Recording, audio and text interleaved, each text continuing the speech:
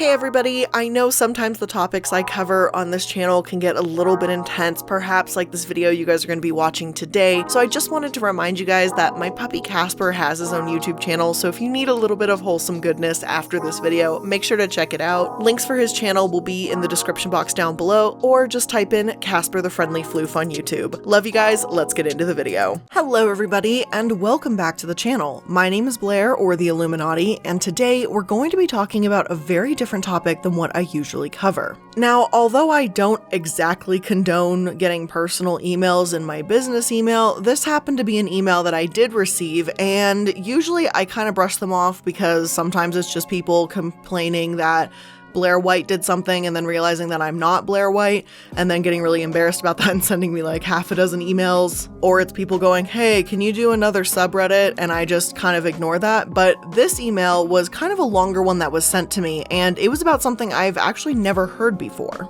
This one actually came with some kind of result to it, and it wasn't some wild goose chase.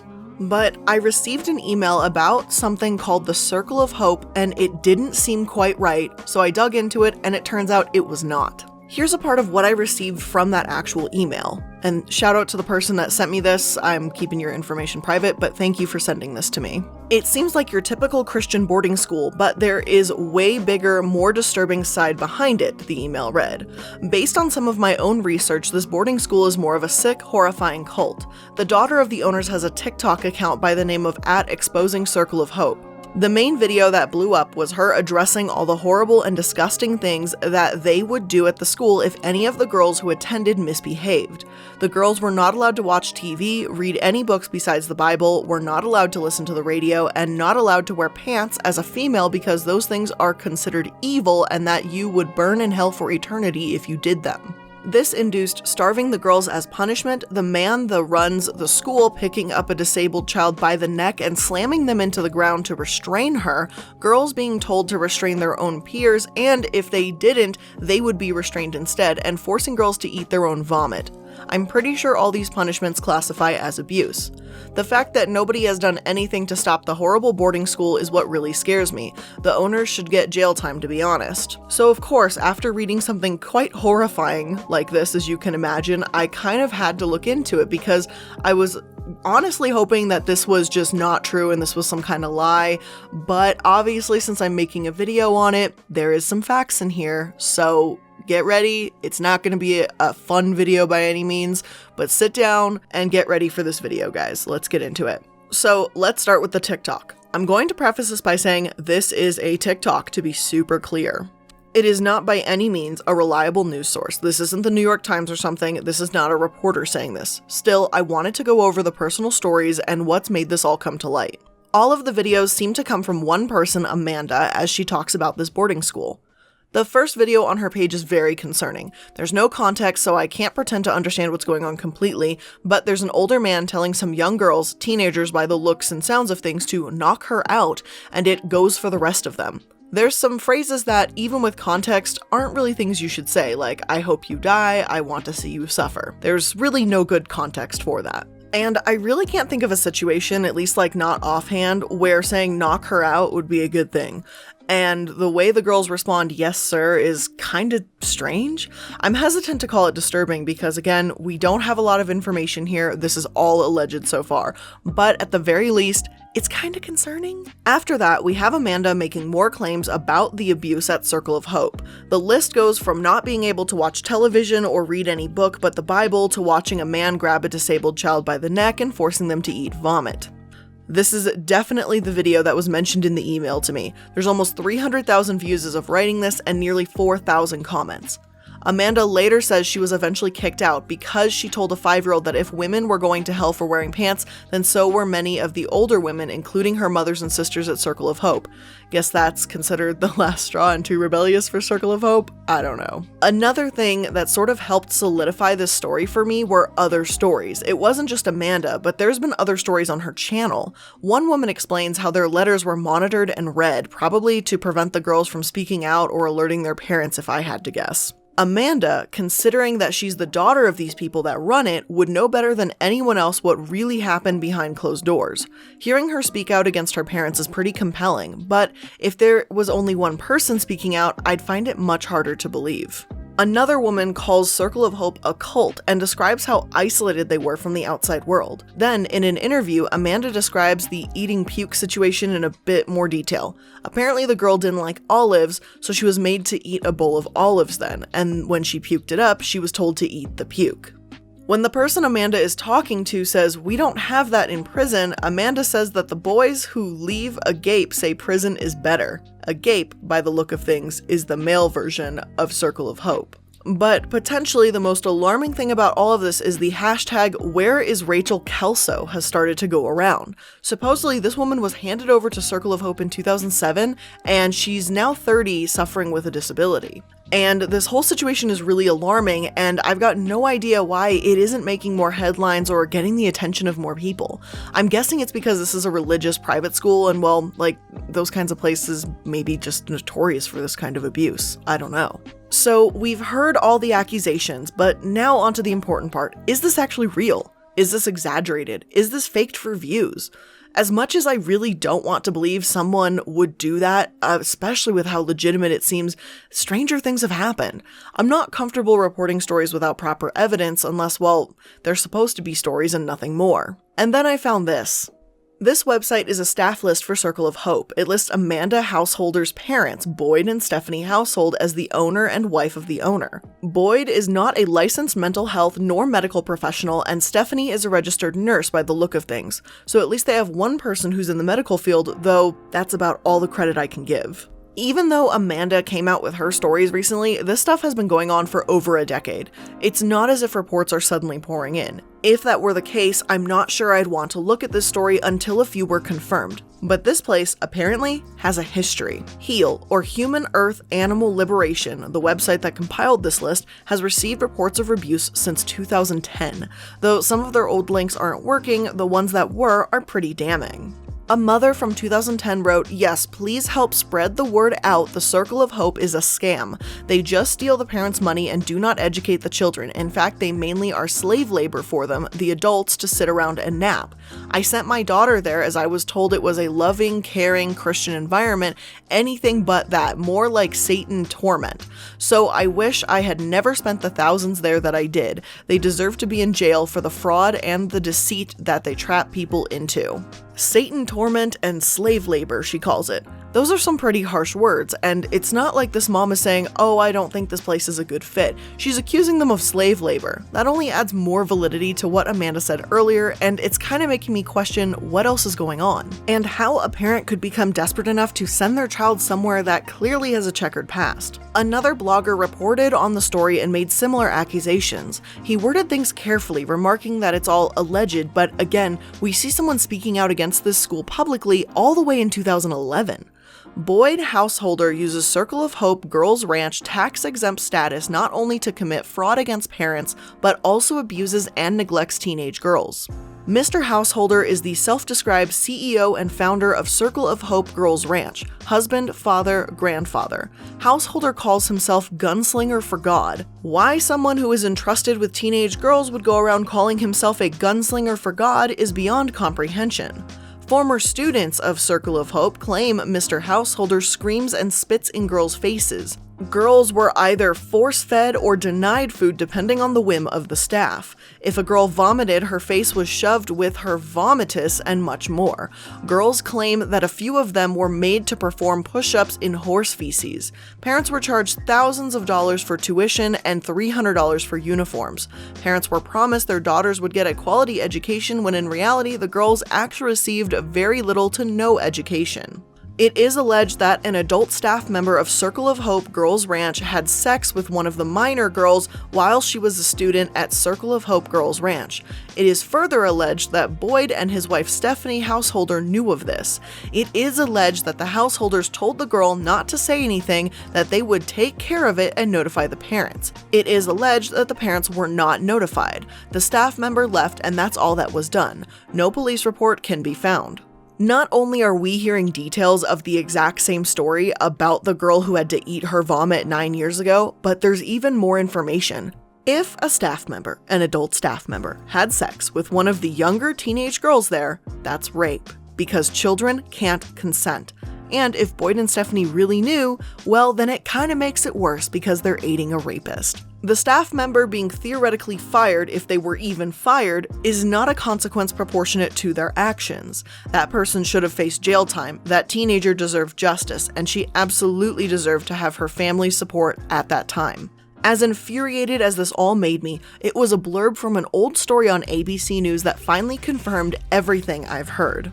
3 months after she sent her 15-year-old daughter Kelsey to Circle of Hope Ranch in Humansville, Missouri in 2007, her mother returned to rescue her. Maddox, 42, said she was hesitant to believe Kelsey's claims of abuse at the school, but saw testimonies from former students that scared her.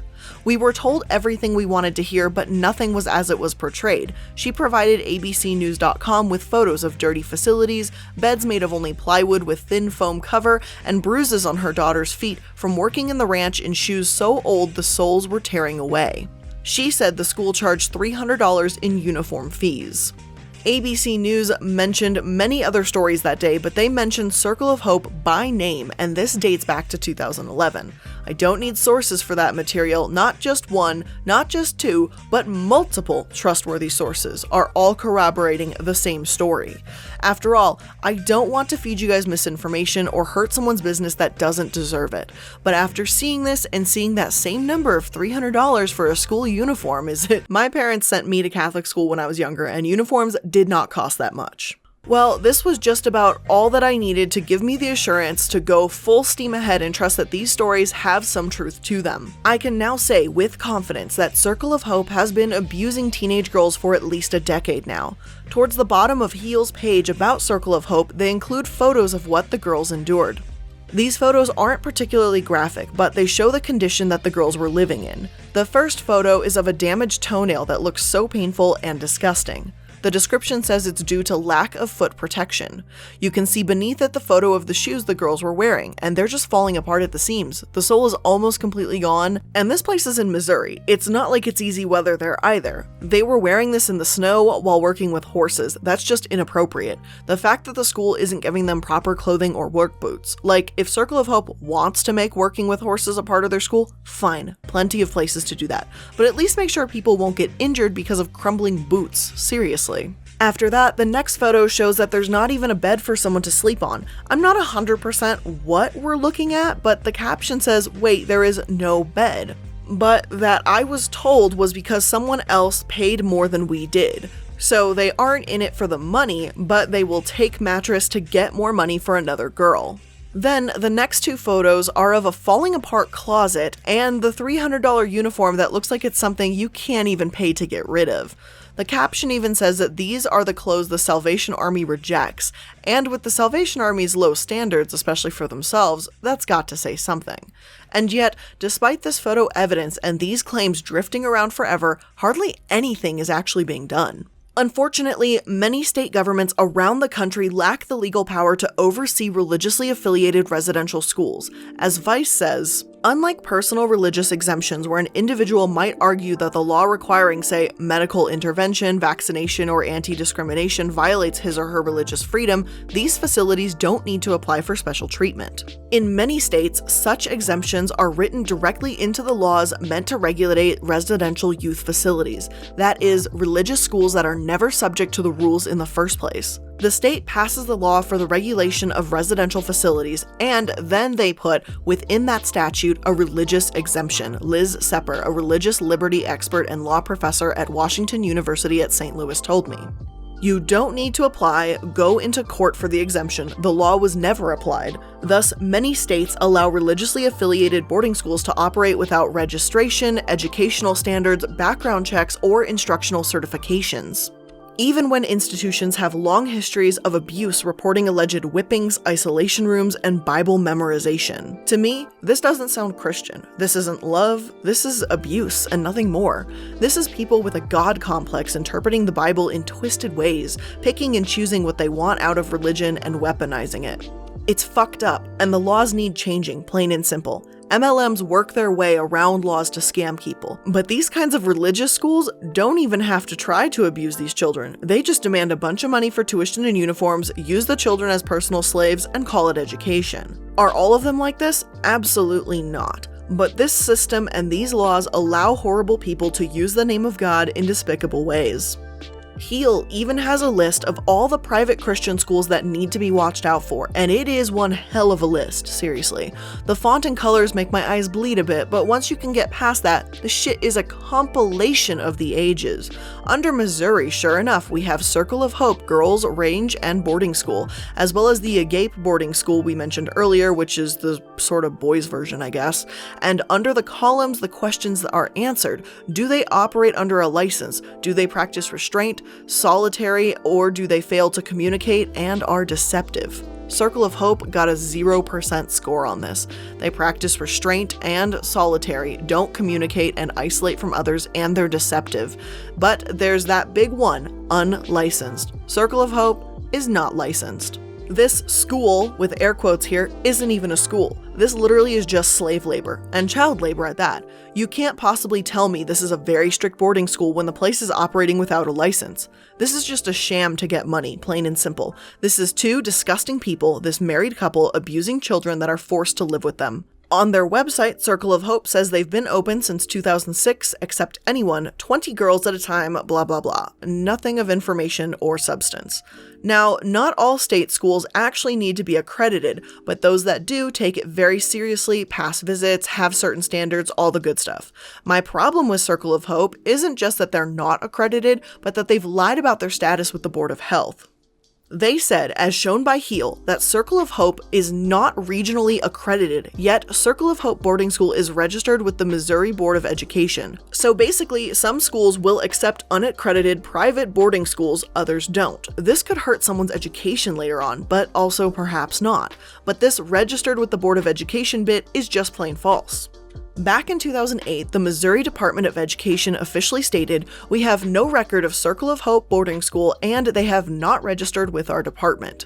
And this was 2 years after Circle of Hope opened. 2 whole years. Are you seriously going to tell me that in all that time, they didn't just get around to registering their school? That's not something you take your time with, especially when you're claiming different on your website. Honestly, it's the deception that pisses me off. It gives parents the impression that this place is a reputable location to send their children when it couldn't be farther from the truth.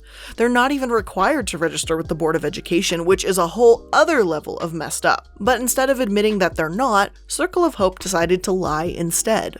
Beneath this whole mess of registration lies, Heal has a letter that the owner, Boyd Householder, sent to a family that had their daughter staying at the school.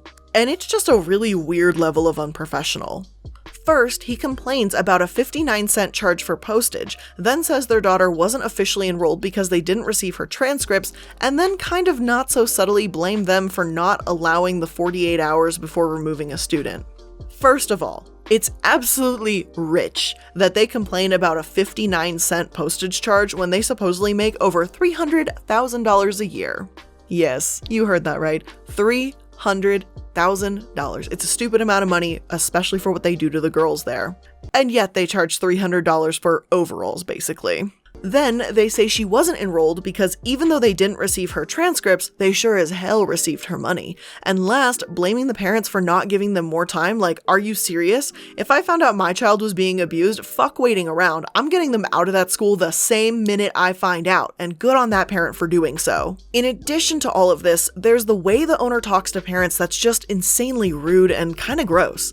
In Christmas of 2007, he sent out a letter telling them what the girls want for Christmas. A lot of this is just basic winter clothes, but there's literally nothing in terms of entertainment, not even a book other than the Bible. And then his note to them. It adds, I need to address a few items, the first being the reason your daughter has been placed at Circle of Hope. She was misbehaving and disrespectful, and you felt that you have no other choice. You wanted her life to change and her behavior to change. I cannot understand why I received so many phone calls questioning my decisions and rules when what you did at home did not seem to work. Like, are you fucking joking? Parents are not allowed to ask questions, not bother teachers, not nitpick. I know there's those certain helicopter parents that think their precious baby angel can do no wrong, but this guy is actually sitting here ordering children to eat their own puke saying, "Well, what you did didn't work. I didn't realize child abuse was the answer to a kid misbehaving. Did you know that? Because I sure as hell didn't." The second thing he mentions is in context of the Christmas gifts. We live in a society of extremely selfish teenagers, and giving your daughter everything she wants only breeds this. She does not have a need for a lot of stuff, nor does she need the most expensive items. It's Christmas, and this is his attitude during the season of giving. I'm not saying you have to give your teenager the latest iPhone, but maybe something more than a Bible and gloves? Is he seriously trying to dictate this? I don't even know at this point why this is upsetting me. It's just probably a culmination of everything, but this is probably the least of his offenses over the years, so moving on. The third and fourth point are about how Boyd Householder is isolating the children, keeping them away from their parents. He says, "If you do not agree with me, you have a choice. Deal with it or take your daughter back." And in general, sounds like a confrontational ass to talk to. But who's surprised considering what we've already heard? It just serves as further proof that this is the last man that should be running a school. As for that video, the first one about knock her out in my research, we've gotten even more context to that.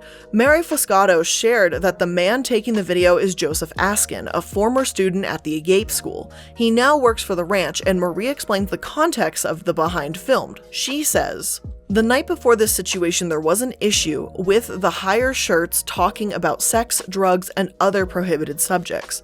Because of this, the householder decided to pay more attention and use the camera set up to be sure everyone was doing as they were told.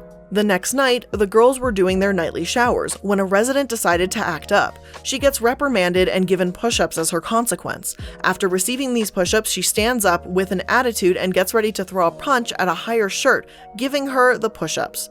Luckily, the householders caught this on camera and called over to have a group of girls come over so he could further handle the situation. There is a rule that the girls travel in groups of 4, 1 higher shirt and 3 girls. This is for their safety. Before the girls had even gotten to the house, Joseph Askins pleads with the Bro House, Agape, to give the girl a workout. Due to the time, Bro House says no. Mind you, this is the same time Joseph is talking bad about the ranch.